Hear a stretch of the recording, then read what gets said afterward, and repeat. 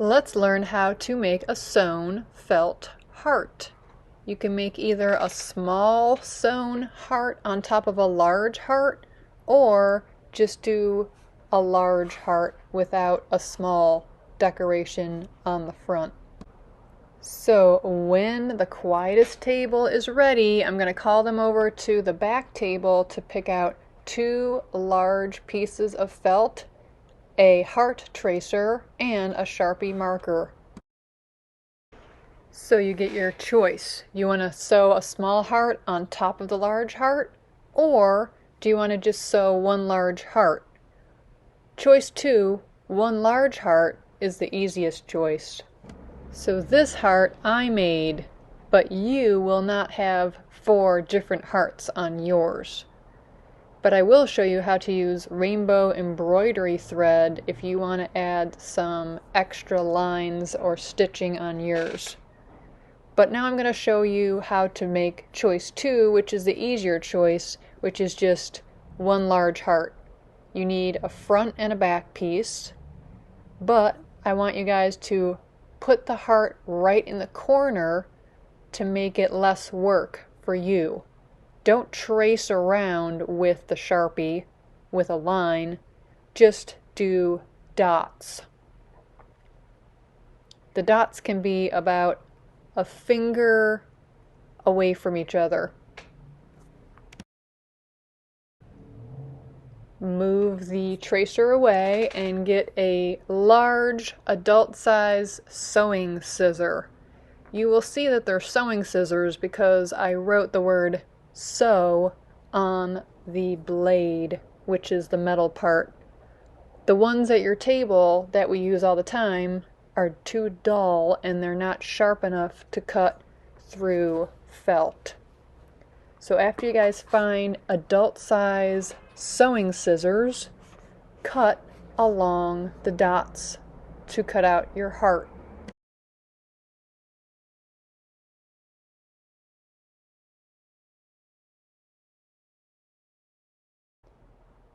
So place the first one that you just cut out on top of your second piece and do the dots around just like you did the first time, and then cut it out so you have 2 large hearts.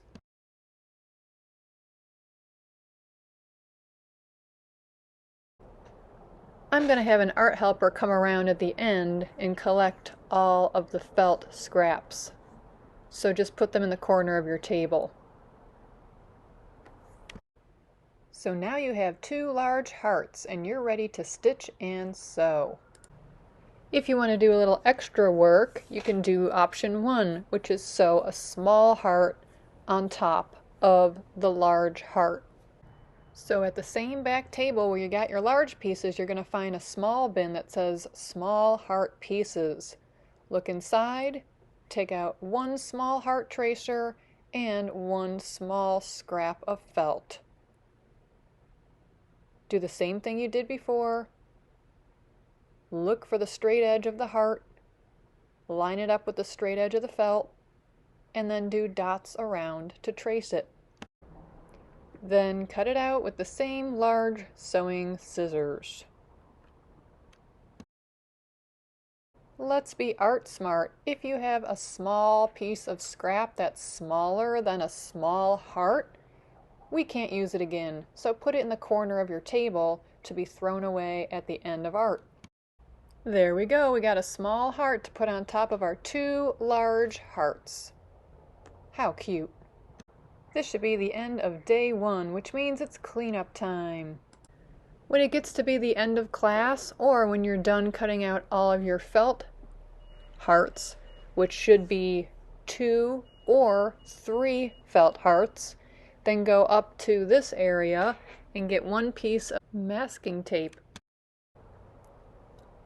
and stick it to both pieces like this. Wrap it around to the back.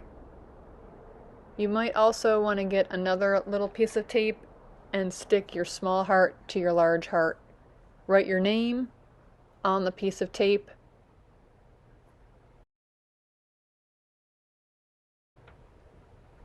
You should put your pieces inside the plastic bag at your table. Everybody shares the bag. So you're going to have about 3 sets of hearts in the plastic bag.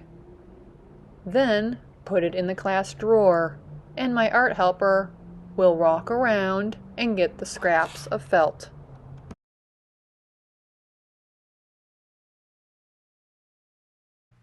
Before we get out our felt hearts, we need to thread the needle. In your sewing kit bucket, you will have the following.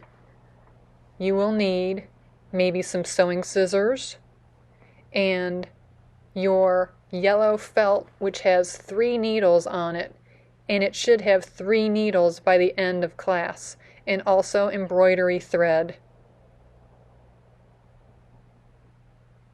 Also, at the bottom, there's a little piece of paper folded in half that you will hear is called hot dog bun. Unwrap the yarn from the yarn holder and pull it to reach your chin. Cut it off, and then this is how you thread your needle. There's your needle, there's your hot dog threader. So the hot dog threader fits in the eye of the needle like that. But what you're going to have to do is take the thread, place it inside the hot dog bun, pull it so there's no thread coming out the end, pinch it really tight, and then thread it through the eye of your needle. Pinch it while you're pulling so it doesn't get loose. On the other end, make a U shape. Make a 0 or an O, and that tail gets tucked into the O loop and pull. That's your 1 knot. We need a double knot. So you're going to have to do the same thing again. Make a U shape, make a loop or an O, get that tail inside the loop, and pull slowly so the second knot catches right on top of that first knot. If you go slow enough, it's easy. Now we can talk about stitching the felt. Now some people cut a small heart and 2 large hearts. Some people only cut 2 large hearts. The first directions are for people that cut small hearts. You will be sewing on your small heart on 1 large heart using a running stitch. This is what a running stitch looks like. Notice how it's only stitched to 1 large heart. The other large heart will be whip stitched, which we will learn how to do next. So if you do have a small heart, place it on top of one of your large hearts, and here we go. So because you have a small heart, you're going to sew it onto 1 large heart using something called a running stitch. So your needle's threaded. You're going to hold your needle and push it through from the back to the front through both the large and the small heart. Pull all the way until the knot stops at the back. Think of the knot like an anchor. You're going to make your stitches about that far apart, and always put your thread and your needle in the side that your thread is coming out. So it's coming out the back. So I put the needle in the back and pull from the front. It's coming out the front, put the needle in the front and pull it. Don't wrap around and sew. The same side where the thread is coming out. Are you done sewing your small heart, or did you run out of thread? Well, watch this on how to get a new piece of thread and keep going. When you come to a place where your thread is about as long as your hand, it's time to get new thread. But you can't just cut the thread and get new thread, it will come unraveled. You need to tie a knot. Do that by sliding your needle underneath your last stitch, pull, turn your needle around, and go inside the loop. Here's a little story I like to tell to help myself remember. This is an airplane. It's picking up a passenger. The airplane leaves the airport and oh my goodness, we forgot a passenger. Do a U-turn in the air, swing back around and pick up Captain Loop. That's your passenger, or is he a captain? That could be a problem. Who's flying this plane? Now that I'm finished, go ahead and cut the thread off, remove the old thread from the needle, and re-thread your needle to restart. Oops, did your thread fall out of the needle? Well, just watch this.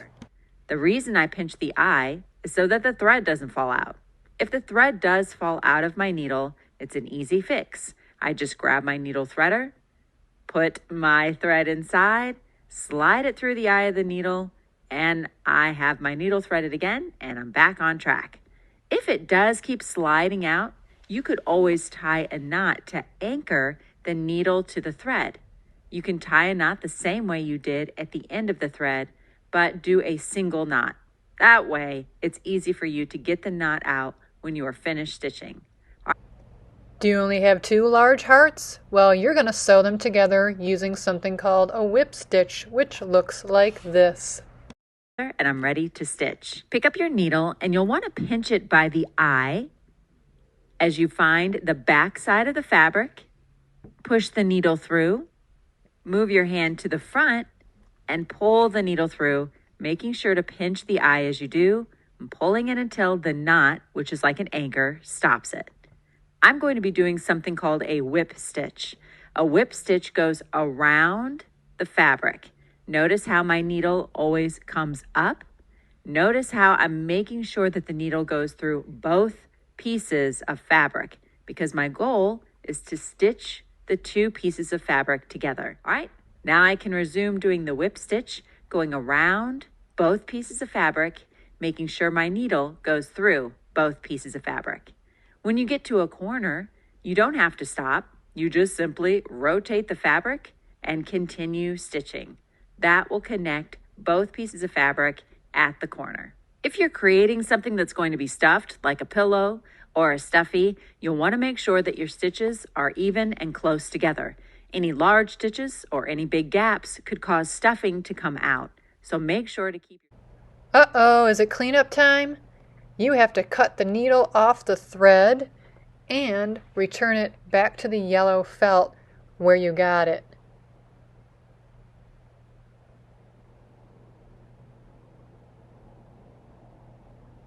Please make sure that there's 3 needles in the yellow felt at the end of art and put them in the felt like this. Make sure your hot dog buns are in there, check the floor, that's usually where they end up, and then return your sewing kit bin back to the supply area. Next week, we will keep sewing some more.